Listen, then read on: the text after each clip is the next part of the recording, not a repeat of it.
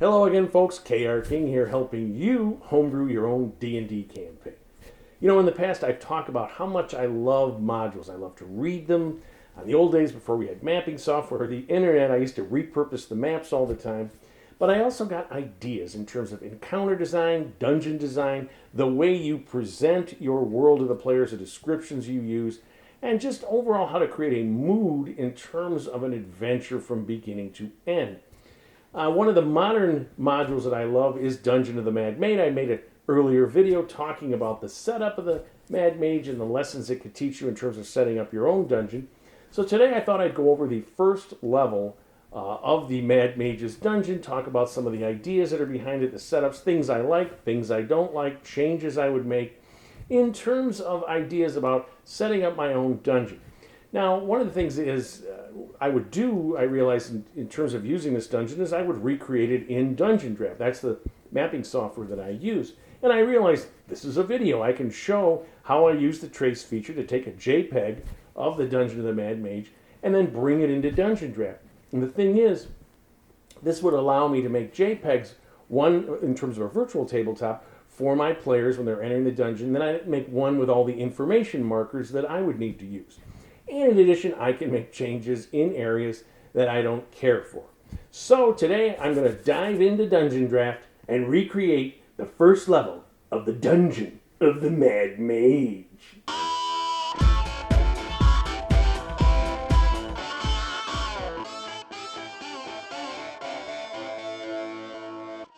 All right, so in order to trace an image, you have to have one of the first level dungeon in the Mad Mage. If you've got a book, you can take a picture with your phone or a camera. But if not, you can just search the internet. There's plenty of images out there. Dungeon of the Mad Mage Level 1. And we go to images, and a whole host comes up. Let's see here. What's this one? What you're looking for is the resolution, and that's 2259, right, by 3000. That's pretty good.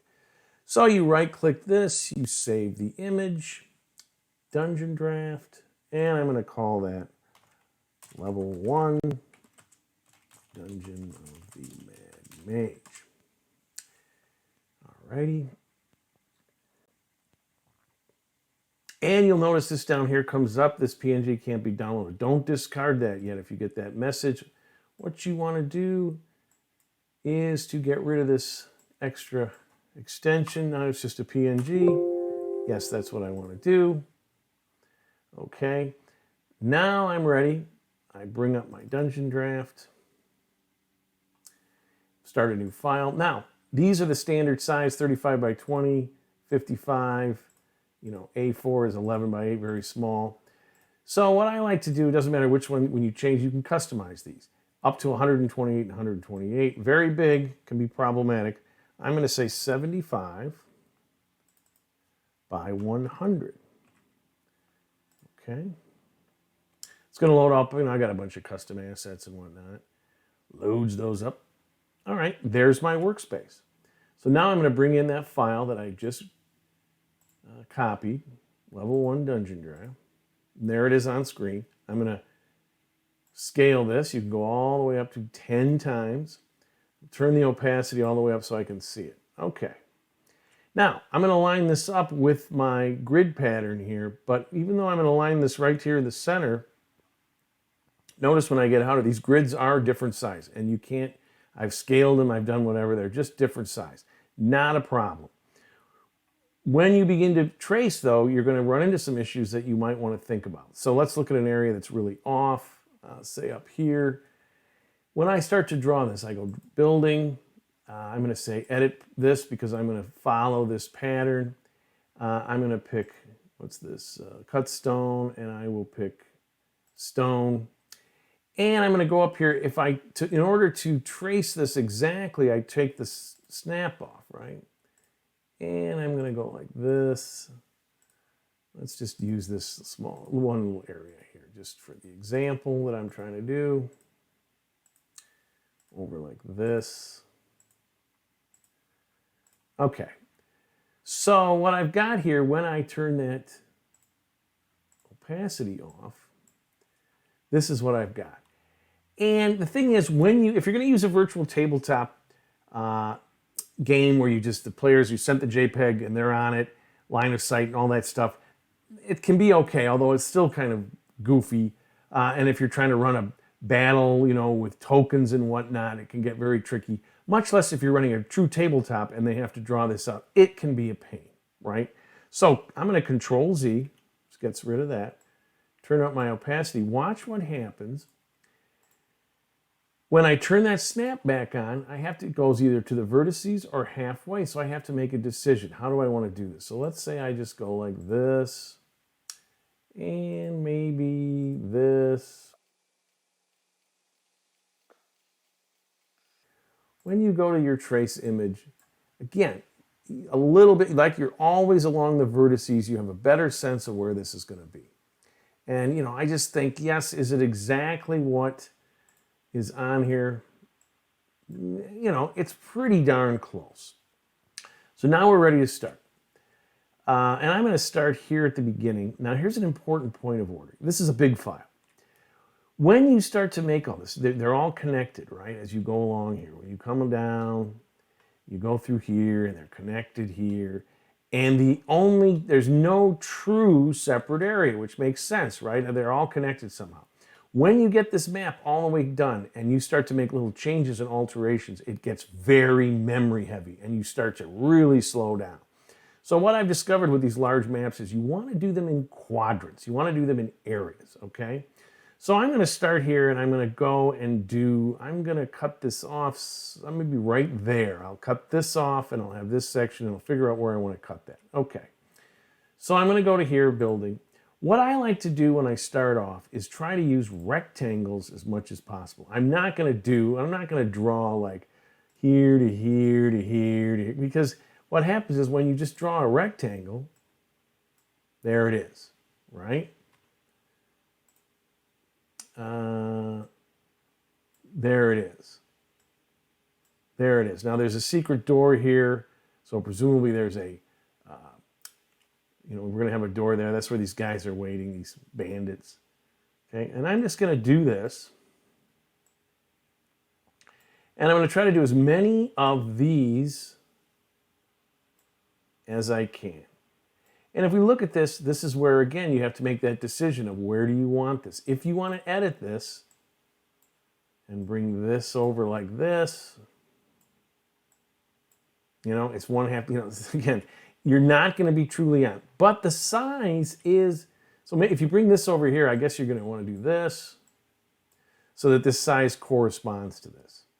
Again, you're always making a jump like there, that's too thin. So I'm going to bring that over like so.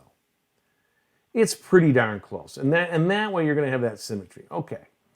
So I'm going to start doing this. Now here's an interesting area. You've got this cave. The cavern in this is really cool. The size, this is the size that you're going to blast or dig away, and then the blast open is when you're going to be opening into something. I'll show you that. So I'm going to have that as the floor. I'm going to make this a little darker, maybe like that. Let's see. And I'm just going to pick this, and this is about the right size. It might be a little big. Let's go down to that. Okay. There you go. Opening there. And if you don't like this color, let's see here. You can just change it right on the fly, see how you like it. Maybe a little more on the gray side. And if we look at this with the trace image, that's how it's going to look on your map. Okay? And there's going to be a secret door there. So one thing that you can do, if you want, you got to maintain that. Build a wall there. Again, our stone. Okay, so that way, if the players are in here with line of sight in a tabletop, they're not going to see that. Okay. And when we create a room like this,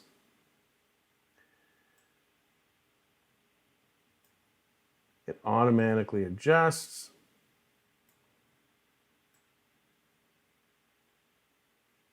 Yeah. And again, once you have this, if you really want to try to get there, it just, because again, I picked these areas where it's off a little bit.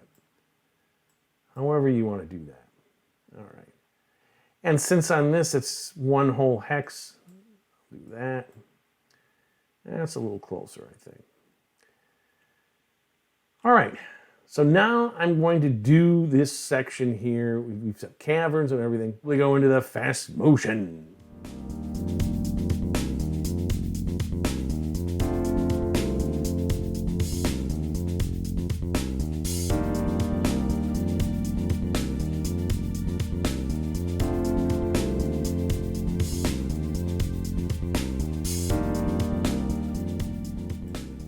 Okay, and here we have an issue where we have these walls are not here, so you just go to the walls, again, stone wall, pick where you want to be. Now you got walls there.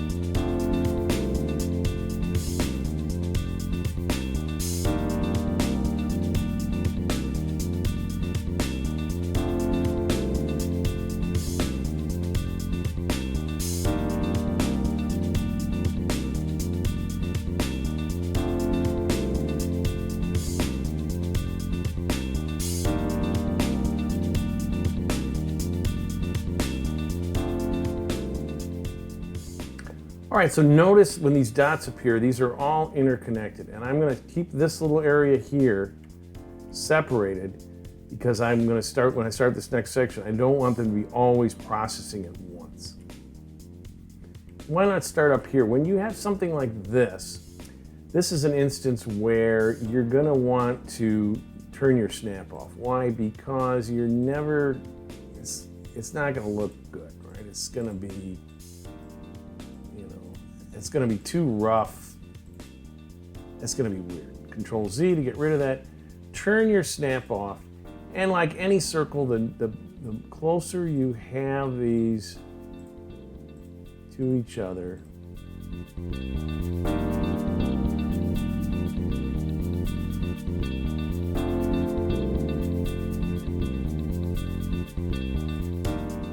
okay, and the nice thing about this is, if you want, when you edit points on this, you can add, right, make that a little, you can just add points all you want, any area that you think needs something, make it a little rounder. All right. So I just started making, and I need to turn my snap back on.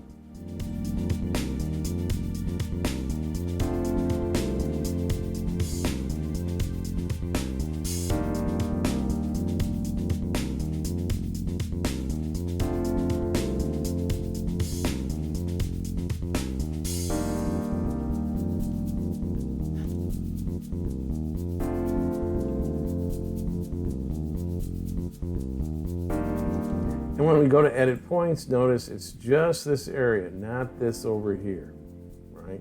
Just this, and that'll make it easier to edit.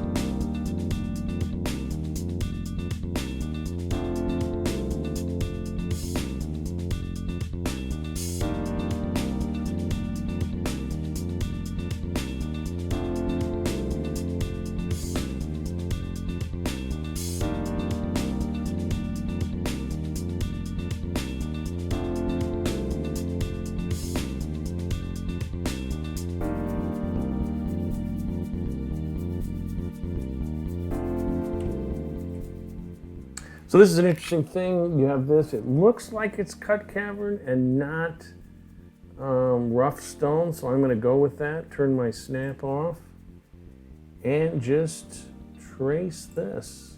Right?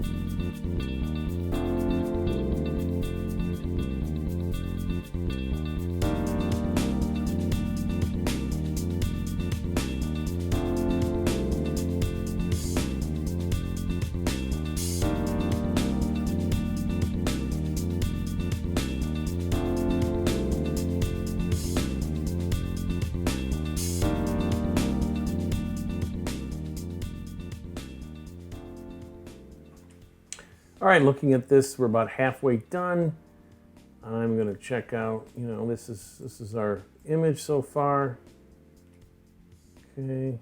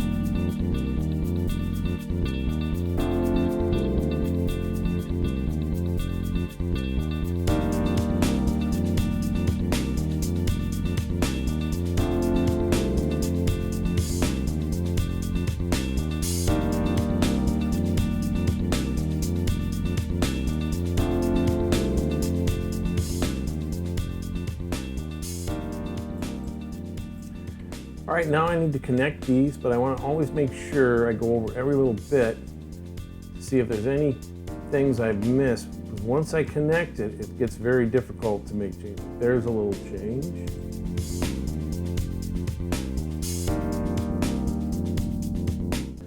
So now I have my Dungeon of the Mad Mage. All right, and then of course another step is to put doors in here in the various spots. Let's see here. All right, pick the kind of door you want. You make the decision as to which direction this door goes in. If you have it unanchored, you can switch it around, right? So if we say, and then again, looks like it's probably a double door here, I think. So you can make that. Let's see here.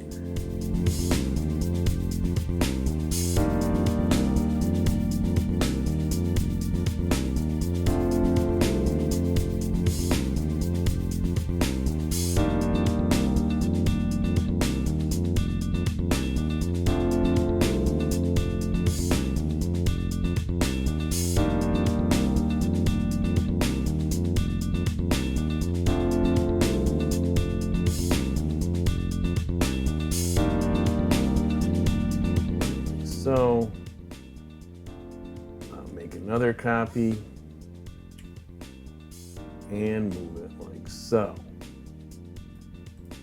And adjust those however you want. Here's another one. Maybe you want to rotate that. And again, you move that into position. You can rotate it when you see the little hand. You could make it a little bit bigger, right, to cover that whole area there. You know, obviously, or you could put wall there as well. Now what I want to do is add the legend, add all the information that I need in order to identify this. But I'm not going to put this on this map. I'm going to make another layer. I'm going to call this information. Spell it. And I'm going to clone the level. Accept. Okay? So now I'm going to start putting in the information about this map. So when I go like this, trace image, I'm going to start putting these numbers. But I want this on a different map so that I can give the players, if I'm going to use it in a virtual tabletop, I can give them one without this information on there. Okay, now to do this text, how about Gentium Book Basic 1? Looks good. But I'm going to make that a little bit bigger and move that into position. Okay, so I think that's about the right size. If I say edit and I select it, yeah, there we go. All right, so in terms of these statues here, you could put actual statues, right?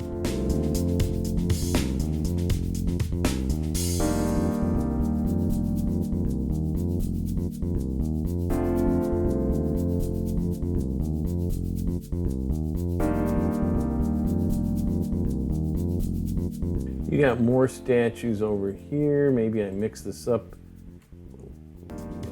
Some little color here or something. Let's make them all the same.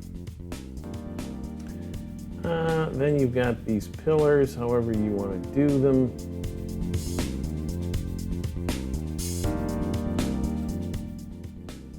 Okay. And you've got more stairs here.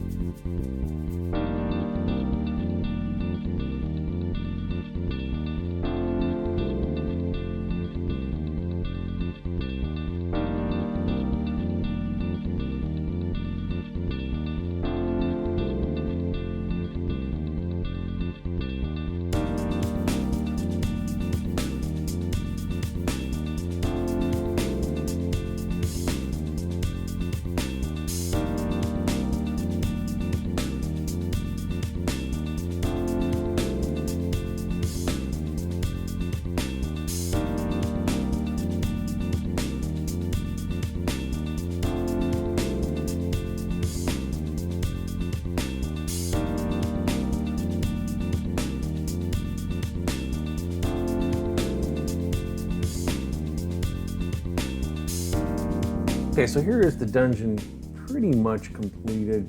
You know, I put statues in, I put these stairs in, I used railroad ties on these. Let's see, I've got, you know, more statues here, everything according to what's in the Mad Mage. We've got more statues here. We've got a pit in here. These are these lights. Now these didn't come out so good. If I try to edit these, they hang up the whole system, so I'm sort of stuck with those, just kind of a bummer. I think I would do those first in a future deal. When I turn on my other level, if I go to information, here I've got all the information. I've got the secret doors, right? I've got pointing these out.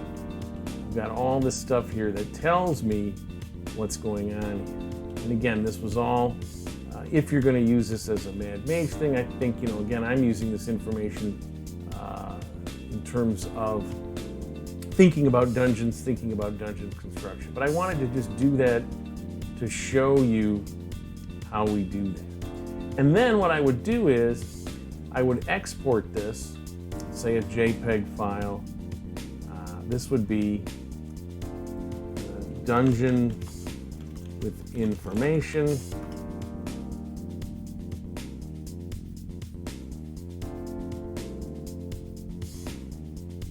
Okay, now I have a JPEG of that. This would be for me to use potentially. And then I would make another one,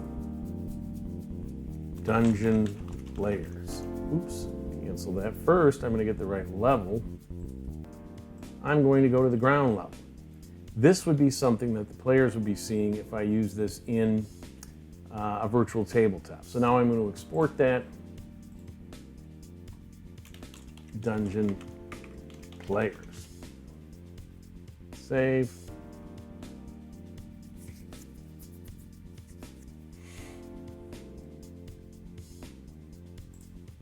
Okay, now if I go into something like Fantasy Grounds, import a file here, dungeon players.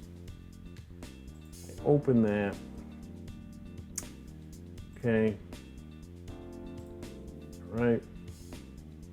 And I am going to create a grid on this, and I will go like so. Let's see here, maybe 35. There we go. I've got 5-foot squares on this map. Right? Those are the 10-footers. Now I've got this in 5-foot squares. And I can run this, right? And because I did this to snaps, you know, we can have our battles or whatever 5-foot squares. So there you have it, the first level of the Dungeon of the Mad Mage. It's now in Dungeondraft. It's now ready to be exported for virtual tabletop or printed off to be run with my players. So in the next video, I'm going to talk about this setup. I'm going to talk about some of the things I really like about it, some that I don't, and how you can incorporate those lessons into your own, you know, first level dungeon or mega dungeon. And if you like what you've seen, please subscribe to my channel. I'm always looking for more. Please leave some comments. I love to read them and I always answer them. But most importantly, keep playing D&D and tell somebody else about it.